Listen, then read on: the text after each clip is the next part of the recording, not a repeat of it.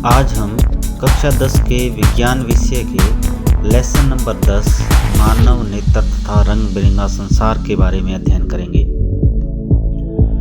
मानव नेत्र, यह हमारे मानव नेत्र की संरचना, यह इसका ऊपरी भाग कॉर्निया और कॉर्निया के अंदर परितारिका, परितारिका के अंदर बीच में पुतली, और यह इसका नेत्र लेंस, और नेत्र लेंस के ऊपर यह पक्षमापी कोशिकाएं,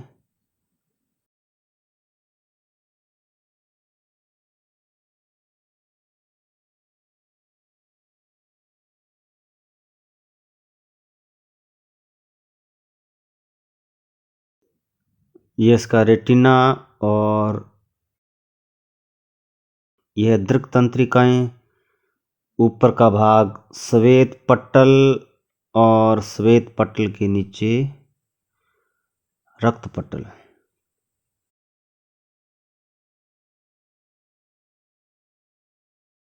यह हमारी आंख का गोला तथा इस गोले का व्यास लगभग 2.3 सेंटीमीटर होता है। इसका उभरा हुआ भाग कॉर्निया कहलाता है, और कॉर्निया के पीछे यहाँ पर नेत्रोद्रव पाया जाता है। नेत्रोद्रव के पीछे यह संरचना परितारिका कहलाती है।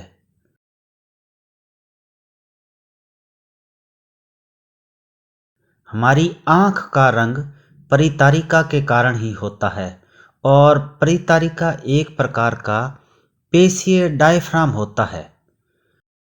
परितारिका के पीछे गोल संरचना पाई जाती है जिसे पुतली कहते हैं। सूर्य का प्रकाश इसी पुतली में से होकर जाता है तथा यह परितारिका इस पुतली के आकार को नियंत्रित करती है।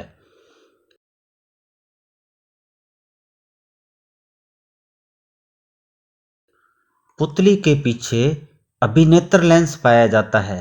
यह एक प्रकार का उत्तल लेंस होता है। हमारा यह उत्तल लेंस इन पक्षमापी कोशिकाओं के द्वारा नियंत्रित होता है। अर्थात जब हम दूर या नज़दीक से देखते हैं तो हमारे इस लेंस का आकार छोटा बड़ा होता है, और यह पक्षमापी कोशिकाएं इस लेंस के आकार को छोटा या बड़ा करती है। इस आंख के गोले के बीच में एक पारदर्शी द्रव पाया जाता है जिसे काचाप द्रव कहते हैं, और यह भाग रेटिना कहलाता है। किसी भी वस्तु का प्रतिबिंब हमारी रेटिना पर बनता है, और यह दृक् तंत्रिका, यहाँ से प्रतिबिंब की सूचना हमारे दिमाग या मस्तिष्क तक जाती है। यह सफ़ेद रंग का ऊपरी भाग श्वेत पटल कहलाता है, और इस श्वेत पटल के नीचे यह भाग रक्त पटल कहलाता है। तो यह मानव नेत्र की संरचना। अब इसमें प्रतिबिंब किस प्रकार से बनता है? तो यह कोई वस्तु, और वस्तु से होकर सूर्य का प्रकाश हमारे पुतली में से गुजरेगा, और उसका लेंस में से अपवर्तन होगा, तथा अपवर्तन के पश्चात यह हमारे रेटिना पर आकर फोकसित होता है या रेटिना पर आकर मिलता है, और इस रेटिना पर वस्तु का उल्टा प्रतिबिंब बनता है। सूर्य से आने वाली प्रकाश की किरणें हमारे लेंस में से गुजरती है, और यहाँ से इनका अपवर्तन होता है, और अपवर्तन के पश्चात यह रेटिना पर आकर मिलती है या रेटिना पर आकर फोकसित होती है, और इस रेटिना पर वस्तु का उल्टा प्रतिबिंब बनता है। अब यह वस्तु का प्रतिबिंब हमें किस प्रकार से दिखाई देता है? हमारी यह रेटिना एक कोमल सूक्ष्म झिल्ली होती है जिसमें बहुत सी प्रकाश सुग्राही कोशिकाएं पाई जाती है, और जैसे ही इनके ऊपर सूर्य का प्रकाश पड़ता है, ये प्रकाश सुग्राही कोशिकाएं सक्रिय हो जाती है तथा विद्युत सिग्नल उत्पन्न करती है, और यह विद्युत सिग्नल इन दृक् तंत्रिकाओं के द्वारा हमारे मस्तिष्क तक पहुंचा दिए जाते हैं। यह रेटिना पर उत्पन्न सिग्नल और दृक् तंत्रिकाओं के द्वारा यह सिग्नल हमारे मस्तिष्क तक पहुंचते हैं।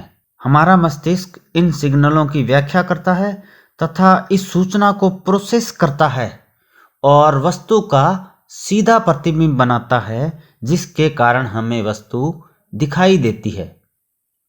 हमारी रेटिना पर वस्तु का उल्टा प्रतिबिंब बना था और हमारा मस्तिष्क इस उल्टे प्रतिबिंब को सीधा करके दिखाता है। हमारी आंखों के बीच यह काले रंग की जो संरचना है, यह हमारी पुतली है तथा सूर्य से आने वाला प्रकाश इस पुतली से होकर हमारी आंख के अंदर प्रवेश करता है तथा यह पुतली सूर्य के प्रकाश को नियंत्रित करती है। अब इस पुतली के साइज को यह परितारिका नियंत्रित करती है, अर्थात पुतली के आकार को छोटा या बड़ा करने का कार्य यह परितारिका करती है। जब हम अंधेरे कमरे में होते हैं तो हमें कम दिखाई देता है, क्योंकि हमारी आंख के अंदर कम प्रकाश प्रवेश करता है और हमारी आंख को अधिक प्रकाश चाहिए। तो ऐसी स्थिति में यह पुतली फैलकर बड़ी हो जाती है।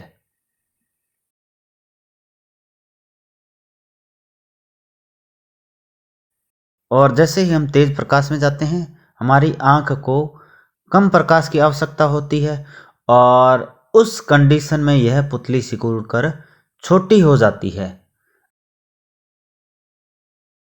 अब बाहर जब तेज प्रकाश होता है तो तेज प्रकाश से होकर हम अंधेरे कमरे में आते हैं तो कुछ समय तक हम वस्तुओं को देख नहीं पाते। ऐसा क्यों होता है? जब हम तेज प्रकाश से अंधेरे कमरे में जाते हैं तो तेज प्रकाश में हमारी पुतली सिकुड़कर छोटी हो जाती है और तेज प्रकाश से जैसे ही हम अंधेरे कमरे में जाते हैं, यह पुतली एकदम से फैल नहीं पाती, जिसके कारण हमें कुछ समय के लिए दिखाई नहीं देता और कुछ समय पश्चात परितारिका इस पुतली के साइज को नियंत्रित कर देती है, जिसके कारण हम वस्तुओं को कुछ समय के बाद देख पाते हैं। अब हम दूर तथा नज़दीक से स्पष्ट क्यों देख पाते हैं? तो हमारे आँख की जो पक्षमावी कोशिकाएं होती है, यह इस अभिनेत्र लेंस की मोटाई में परिवर्तन करती है और अभिनेत्र लेंस की मोटाई में परिवर्तन होने के कारण इस लेंस की फोकस दूरी बदल जाती है और हम वस्तुओं को नज़दीक व दूर से आसानी से देख पाते हैं। तो अभिनेत्र लेंस की वह क्षमता जिसके कारण वह अपनी फोकस दूरी को समायोजित कर लेता है, समंजन क्षमता कहलाती है। हमें दूर की वस्तु स्पष्ट किस प्रकार से दिखाई देती है? तो जब हम दूर से देखते हैं तो हमारे आँख की पेशियाँ स्टिल हो जाती है और जिसके कारण हमारी आँख का लेंस पतला हो जाता है और आँख का लेंस पतला होने के कारण इसकी फोकस दूरी बढ़ जाती है, जिसके कारण हम दूर की वस्तुओं को स्पष्ट देख सकते हैं। और इसी प्रकार जब हम नज़दीक की वस्तु को देखते हैं तो हमारी पक्षमावी पेशियाँ सिकुड़ जाती है, यह लेंस भी सिकुड़ जाता है और लेंस मोटा हो जाता है, अर्थात इसकी वक्रता बढ़ जाती है या कह सकते हैं लेंस गोल हो जाता है, जिसके कारण इस लेंस की फोकस दूरी घट जाती है और हमें निकट रखी वस्तु साफ दिखाई देती है। निकट बिंदु आँख के नज़दीक की वह न्यूनतम दूरी जहाँ से हमें वस्तु स्पष्ट दिखाई देती है, नेत्र का निकट बिंदु कहलाता है। स्वस्थ व्यक्ति के लिए यह 25 सेंटीमीटर होती है, अर्थात हमारी आँख से हमें न्यूनतम 25 सेंटीमीटर की दूरी पर वस्तु साफ दिखाई देती है। इससे नज़दीक में देखने पर हमें वस्तु साफ नहीं दिखाई देगी। दूर बिंदु वह अधिकतम दूरी जहाँ से हमें वस्तु स्पष्ट दिखाई देती है, नेत्र का दूर बिंदु कहलाता है और स्वस्थ व्यक्ति के लिए यह दूरी अनंत होती है, अर्थात हम अनंत दूरी तक स्पष्ट देख सकते हैं। तारे अनंत दूरी पर पाए जाते हैं और यह हमें दिखाई देते हैं। हमारी आंख से संबंधित रोगों को दृष्टि दोष कहते हैं तथा उनका हम निवारण किस प्रकार से कर सकते हैं। पहला है निकट दृष्टि दोष। अब इस दोष में क्या होता है, हमें नज़दीक की वस्तु तो साफ दिखाई देती है लेकिन दूर की वस्तु साफ नहीं दिखाई देती। इस प्रकार के दोष को निकट दृष्टि दोष कहते हैं। अब ऐसा क्यों होता है, यह दूर कोई वस्तु है और यह हमारा दूर बिंदु है, अर्थात हमें अधिकतम दूरी तक साफ दिखाई देता है। तो इस दोष में क्या होता है, यह जो हमारा दूर बिंदु है यह हमारी आंख के निकट आ जाता है, इसलिए इस दोष को निकट दृष्टि दोष कहते हैं। तो यह हमारी आंख के निकट आ जाता है और हमें दूर की वस्तु साफ नहीं दिखाई देती और हमें इस बिंदु पर, जहां पर यह हमारा दूर बिंदु अब आ गया, यहां पर वस्तु साफ दिखाई देती है। साथ में इस दोष में वस्तु का जो प्रतिबिंब है यह हमारी आंख की रेटिना से पहले ही बन जाता है। अब यह दोष क्यों होता है, यहां पर देखिए, यह हमारा अभिनेत्र लेंस है और यह अभिनेत्र लेंस मोटा हो गया, अर्थात इस दोष में हमारे इस लेंस की वक्रता अधिक हो जाती है जिसके कारण वस्तु का प्रतिबिंब पहले ही बन जाता है। यह तो था इसका पहला कारण। अब इसका दूसरा कारण, यह दोनों सामान्य आंखें हैं और निकटदर्शी दोष में क्या होता है, हमारी आंख का जो गोला है यह लंबा हो जाता है। अब इसके कारण क्या होता है, यहाँ पर देखिए, यह हमारी नॉर्मल आंख है और नॉर्मल आंख में प्रकाश की किरणें रेटिना पर आकर मिलती है और इस रेटिना पे वस्तु का प्रतिबिंब बनता है। जबकि निकट दृष्टि दोष में क्या होता है, क्योंकि यह गोला लंबा हो गया और वस्तु से होकर प्रकाश की किरणें गोला लंबा होने के कारण इस रेटिना से पहले ही मिल जाएगी और वस्तु का प्रतिबिंब भी रेटिना से पहले बन जाएगा, जिसके कारण हमें वस्तु स्पष्ट नहीं दिखाई देगी। अब इसका निवारण कैसे किया जाता है, तो अवतल लेंस का उपयोग करके इस दृष्टि दोष का निवारण किया जाता है। दूर दृष्टि दोष। अब इस दोष में हमें दूर की वस्तु तो साफ दिखाई देती है लेकिन निकट की वस्तु साफ दिखाई नहीं देती, तो इस प्रकार के दोष को दूर दृष्टि दोष कहते हैं। अब ऐसा क्यों होता है, यह हमारा निकट बिंदु, तो इस बिंदु पर हमें साफ दिखाई देता है, लेकिन दूरदृष्टि दोष में क्या होता है, यह हमारा जो निकट बिंदु है यह हमारी आंख से दूर चला जाता है, इसलिए इसे दूरदृष्टि दोष कहते हैं। और निकट बिंदु के आंख के दूर चले जाने से हमें निकट की वस्तु साफ दिखाई नहीं देती और यह निकट बिंदु जहां पर है, यहां पर यदि कोई वस्तु है तो यह हमें साफ दिखाई देती है। और इसके साथ ही इस दोष में क्या होता है कि वस्तु का जो प्रतिबिंब है यह रेटिना से दूर बनता है, जिसके कारण हमें वस्तु साफ दिखाई नहीं देती। दूरदृष्टि दोष को आप इस प्रकार से भी याद कर सकते हो कि वस्तु का जो प्रतिबिंब है वो रेटिना से दूर बनता है। अब ऐसा क्यों होता है, यहां पर देखिए, ये अभिनेत्र लेंस, और इस दोष में क्या होता है, यह अभिनेत्र लेंस पतला होकर लंबा हो गया, जिसके कारण इसकी फोकस दूरी अधिक हो जाती है। पहला कारण यह हुआ और दूसरा कारण, यह हमारी नॉर्मल आंख है तथा दूर दृष्टि दोष में क्या होता है, यह जो हमारे आंख का गोला है यह छोटा हो जाता है। अब छोटा होने से क्या होगा, नॉर्मल आंखों में क्या होता है, वस्तु का जो प्रतिबिंब है वो रेटिना पर बनता है, अर्थात प्रकाश की किरणें रेटिना पर मिलती है तो वस्तु का प्रतिबिंब रेटिना पर बनता है, जिसके कारण हमें साफ दिखाई देता है।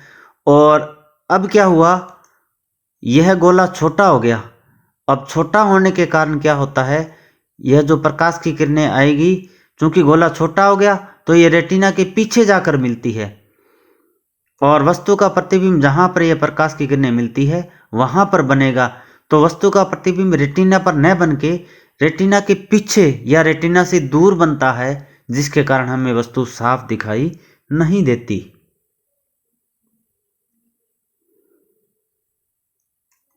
अब इस दोष का निवारण कैसे किया जाता है, तो उत्तल लेंस का उपयोग करके इस दृष्टि दोष का निवारण किया जाता है। तीसरा है जरा दूरदृष्टिता। अब इस रोग में क्या होता है कि व्यक्ति की आयु में जैसे जैसे वृद्धि होती है और आयु में वृद्धि होने के साथ उसके आँख की समंजन क्षमता घट जाती है, जिसके कारण उसे दूर व नज़दीक की वस्तुएं साफ दिखाई नहीं देती। अब इसका क्या कारण है, पहला है हमारे लेंस को नियंत्रण करने वाली जो पक्षमापी कोशिकाएं हैं वे कमज़ोर हो जाती है, जिसके कारण वह लेंस को नियंत्रित नहीं कर पाती। और दूसरा है हमारा जो नेत्र लेंस है उसके लचीलेपन में कमी आ जाती है, जिसके कारण यह रोग होता है। अब इस रोग का निवारण द्विफोक्सी लेंसों का उपयोग करके, मतलब उत्तल और अवतल दोनों का संयुक्त चश्मा बनाकर इस रोग को दूर किया जा सकता है। और दूसरा इसका उपाय है कॉन्टैक्ट लेंस का उपयोग करके इस रोग का निवारण किया जा सकता है। चौथा है मोतियाबिंद। अब अधिक आयु के कारण क्या होता है, हमारी आँख का जो नेत्र लेंस है वह दूधिया या धुंधला हो जाता है, इसे मोतियाबिंद कहते हैं। और हमारे आँख का जो नेत्र लेंस है वह धुंधला हो गया तो प्रकाश की किरणों को यह वापस लेंस से ही परावर्तित कर देता है, जिसके कारण व्यक्ति को दिखाई नहीं देता। अब इस रोग का उपाय शल्य चिकित्सा या ऑपरेशन है। नेत्रदान। क्या आपको पता है हमारे नेत्र हमारी मृत्यु के पश्चात भी जीवित रहते हैं। अपनी मृत्यु के पश्चात नेत्रदान करके हम किसी नेत्रहीन व्यक्ति के जीवन को प्रकाश से भर सकते हैं। जब कोई व्यक्ति नेत्रदान करता है तो नेत्रदान में कॉर्निया दान किया जाता है। अब कौन सा व्यक्ति नेत्रदान कर सकता है और नेत्रदान में किन किन बातों का ध्यान रखना चाहिए, तो पहला है मृत्यु के 4 से 6 घंटे के भीतर नेत्र निकाल लिए जाने चाहिए। और वह व्यक्ति जिसको एड्स, हेपेटाइटिस बी या सी, रेबीज जिसे जल भीति भी कहते हैं, तीव्र लुकीमिया, टिटनेस जिसे धनुस्तंभ भी कहते हैं, हेजा, तानिका शोध या मस्तिष्क शोध से जो संक्रमित व्यक्ति है वह व्यक्ति नेत्रदान नहीं कर सकता। क्या आप जानते हैं कि कोई व्यक्ति यदि आंखों का एक जोड़ा दान करता है तो यह आंखों का एक जोड़ा कॉर्निया अंधता से पीड़ित 4 व्यक्तियों को दृष्टि प्रदान कर सकता है। अब यह देखिए, यह कांच का एक प्रिज्म है और इस प्रिज्म में प्रिज्म के 2 साइड फलकों के बीच के कोण को प्रिज्म कोण कहते हैं। यहाँ पे प्रिज्म कोण है। अब है विचलन कोण। प्रकाश की किरण जब इस प्रिज्म में से गुजरती है तो पहले इसका अपवर्तन होता है और फिर प्रिज्म से बाहर निकलते समय इसका दोबारा अपवर्तन होता है। तो इस प्रकाश की किरण को आपतित किरण कहते हैं और जो किरण इस प्रिज्म से बाहर निकल रही है उसे निर्गत किरण कहते हैं। अब इस आपतित किरण को हम आगे की ओर बढ़ाते हैं तथा निर्गत किरण को पीछे की ओर बढ़ाते हैं। तो जहाँ पर ये दोनों किरणें मिल रही है, इन दोनों किरणों के बीच के कोण को विचलन कोण कहते हैं। अब आपतित किरण प्रिज्म से जिस बिंदु पर अपवर्तन के पश्चात बाहर निकल रही है, उस बिंदु पर हम एक अभिलंब खींचते हैं। तो इस अभिलंब और निर्गत किरण के बीच के कोण को निर्गत कोण कहते हैं। तो यह विचलन कोण और निर्गत कोण। और अब हम इस आपतित किरण और प्रिज्म के इस बिंदु पर अभिलंब खींचते हैं। तो आपतित किरण और अभिलंब के बीच के इस कोण को आपतन कोण कहते हैं तथा अभिलंब और अपवर्तित किरण के बीच के कोण को अपवर्तन कोण कहते हैं।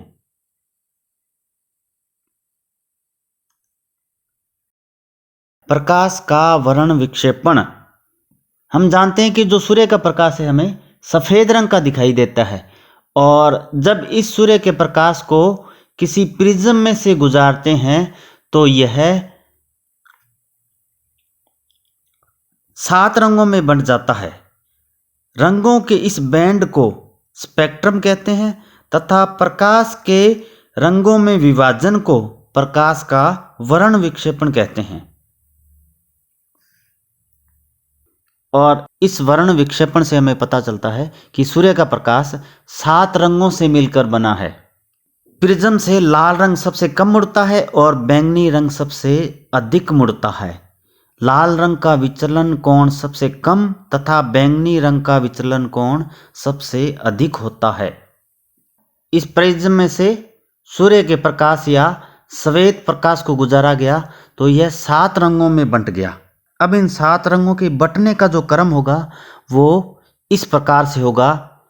इसे हम अंग्रेजी के वाइब्ज्योर से लिखेंगे, और यहाँ पर वाइब्ज्योर में वी का मतलब वॉलेट अर्थात बैंगनी, आई का मतलब इंडिगो अर्थात जामुनी, बी का मतलब ब्लू अर्थात नीला, यहाँ पर जो नीला रंग है वह आसमानी नीला, जी का मतलब ग्रीन हरा, वाई अर्थात येलो पीला, ओ ऑरेंज नारंगी तथा आर बराबर रेड या लाल।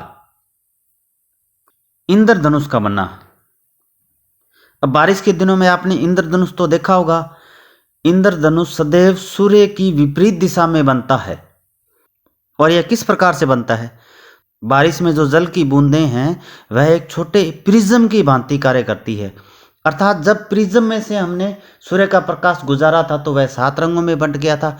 इसी प्रकार बारिश में जब जल की बूंदों में से सूर्य का प्रकाश निकलता है तो वह 7 रंगों में बंट जाता है, और उन्हीं रंगों में बंटने के कारण इंद्रधनुष का निर्माण होता है। तो यह 7 रंगों में किस प्रकार से बढ़ता है? जब प्रकाश की किरण जल की एक बूंद में से गुजरती है तो सबसे पहले इसका अपवर्तन होता है, और इसके पश्चात इस बूंद के अंदर इसका आंतरिक परावर्तन होता है, और अंत में बूंद से बाहर निकलते समय प्रकाश किरण का पुनः अपवर्तन होता है। इस प्रकार अपवर्तन, आंतरिक परावर्तन तथा पुनः अपवर्तन से इंद्रधनुष का निर्माण होता है।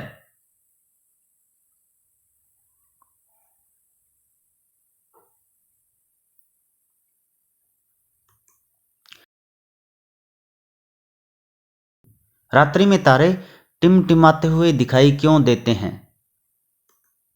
हमारी पृथ्वी अलग अलग परतों से मिलकर बनी है। यह पृथ्वी की 4 परतें, और इन चारों परतों का घनत्व अलग अलग होता है। अब जब सूर्य का प्रकाश इन परतों में से गुजरता है तो इन परतों का घनत्व अलग अलग होने के कारण इसका बार बार अपवर्तन होता है। फलस्वरूप हमें तारे टिमटिमाते हुए दिखाई देते हैं। अब ग्रह हमें टिमटिमाते हुए दिखाई क्यों नहीं देते? क्योंकि ग्रह तारों की अपेक्षा पृथ्वी के बहुत पास में है, जिसके कारण वो टिमटिमाते हुए दिखाई नहीं देते। सूर्योदय तथा सूर्यास्त में हमें सूर्य ऊपर उठा हुआ क्यों दिखाई देता है? अब यहाँ पर देखिए, यह सूर्य पृथ्वी से ऊपर है तथा यह पृथ्वी की क्षैतिज रेखा है और सूर्य अस्त हो गया। अब सूर्य के अस्त होने के बाद क्या होता है कि सूर्य से प्रकाश की किरणें जाएगी और यह पृथ्वी के वायुमंडल में प्रवेश करती है। जैसे ही यह पृथ्वी के वायुमंडल में प्रवेश करती है, इसका अपवर्तन होता है और अपवर्तन के बाद इस प्रकाश की किरण को आगे की ओर बढ़ाते हैं, तो यहां पर हमें सूर्य की आभासी स्थिति प्रतीत होती है। जबकि वास्तव में सूर्य क्या होता है, इस क्षैतिज रेखा से नीचे अर्थात अस्त हो चुका होता है। लेकिन इस वायुमंडलीय अपवर्तन के कारण हमें सूर्य ऊपर उठा हुआ दिखाई देता है और यह लगभग 2 मिनट तक हमें ऊपर उठा हुआ दिखाई देता है। और इसी प्रकार जब सूर्य उदय होता है, यह क्षैतिज रेखा से नीचे होता है, लेकिन हमें यह 2 मिनट पहले ही ऊपर उठा हुआ दिखाई देता है। अर्थात सूर्योदय के समय हमें सूर्य की जो आभासी स्थिति है वह 2 मिनट पहले ही दिखाई दे जाती है।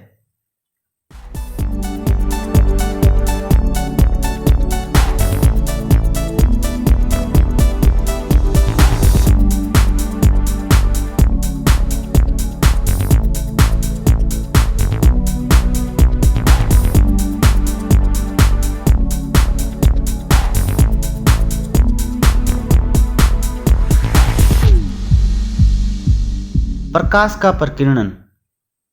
प्रकाश के प्रकीर्णन को समझने के लिए हम एक प्रयोग करते हैं। यहाँ पर यह देखिए, यह लेज़र लाइट का प्रकाश है और इस लेज़र लाइट के प्रकाश को हम इस अगरबत्ती के धुएं पर डालते हैं, तो इस लेज़र लाइट का प्रकाश सभी दिशाओं में फैल रहा है।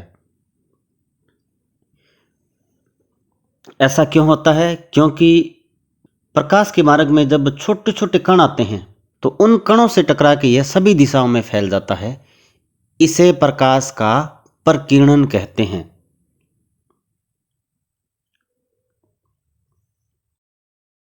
हम जानते हैं कि पृथ्वी के चारों ओर वायुमंडल पाया जाता है और इसमें विभिन्न प्रकार के धूल के कण, गैसें, ये सभी पाए जाते हैं। और जब सूर्य का प्रकाश किसी ऐसे माध्यम में गुजरता है जिसके मार्ग में ये छोटे छोटे कण आ जाएं, तो यह सभी दिशाओं में फैल जाता है। इसे प्रकाश का प्रकीर्णन कहते हैं।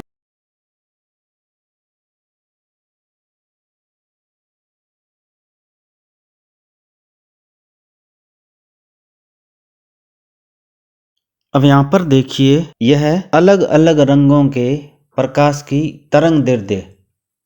नीले रंग के प्रकाश की तरंग दैर्ध्य अर्थात इन दोनों बिंदुओं के बीच की दूरी यह कम है, जबकि लाल रंग में देखो इन दोनों बिंदुओं के बीच की दूरी अधिक है। तो इन दोनों बिंदुओं के बीच की दूरी को हम तरंग दैर्ध्य कहते हैं।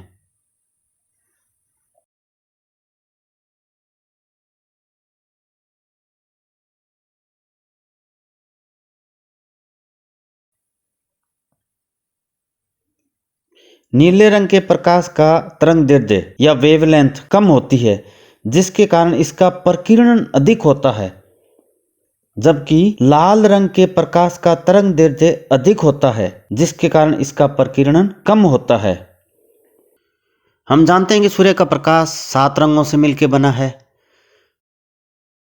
नीले रंग के प्रकाश की तरंग दैर्ध्य सबसे कम होती है।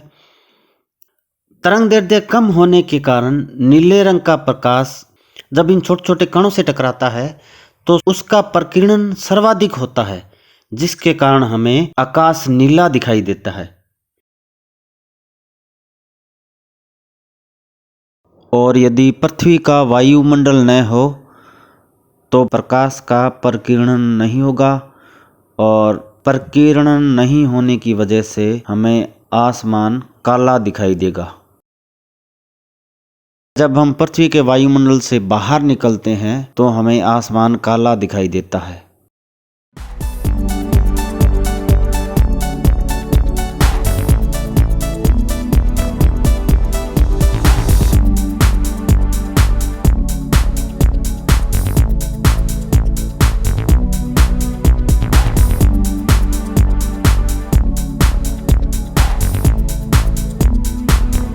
खतरे के सिग्नल लाल रंग के क्यों बनाए जाते हैं?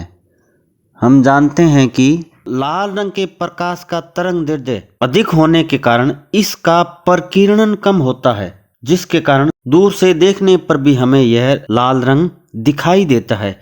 इसी कारण जो खतरे के सिग्नल होते हैं वो लाल रंग के बनाए जाते हैं। टिंडल प्रभाव। अब इस प्रभाव को समझने के लिए हम एक प्रयोग करते हैं। यहाँ पर देखिए, ये खाली कांच का बर्तन और इसमें से प्रकाश की किरण गुजारी जाती है तो यह सीधी निकल रही है, अर्थात हमें इसका मार्ग दिखाई नहीं दे रहा और न ही यह प्रकाश की किरण कहीं फैल रही है। अब इसके अंदर हम पानी डालते हैं और पानी डालने के बाद इसमें से प्रकाश की किरण को पुनः गुजारते हैं। अब यहाँ पर देखिए, हमें प्रकाश की किरण का सिर्फ मार्ग दिखाई दे रहा है, जबकि वह फैल नहीं रही।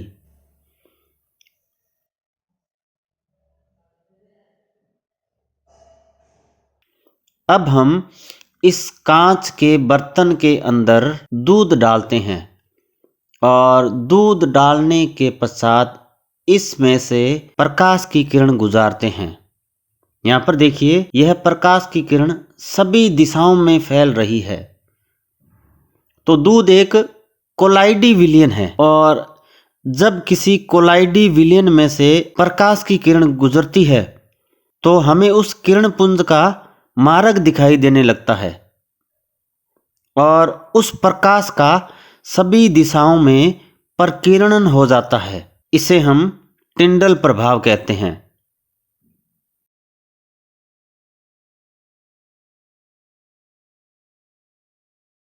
पृथ्वी के वायुमंडल के अंदर छोटे छोटे सूक्ष्म कण पाए जाते हैं और पृथ्वी का जो वायुमंडल है एक विषमांगी मिश्रण है और इस मिश्रण के अंदर धुआं, जल की सूक्ष्म बूंदें, धूल के कण, वायु के अणु, ये सारे पाए जाते हैं।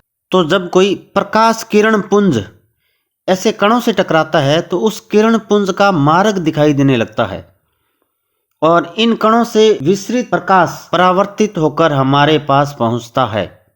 इसे टिंडल प्रभाव कहते हैं और इसी टिंडल प्रभाव के कारण घने जंगलों में हमें सूर्य का प्रकाश दिखाई देता है और किसी अंधेरे कमरे में भी इस टिंडल प्रभाव को देखा जा सकता है, जिसमें हमें प्रकाश किरण पुंज का मार्ग दिखाई देता है।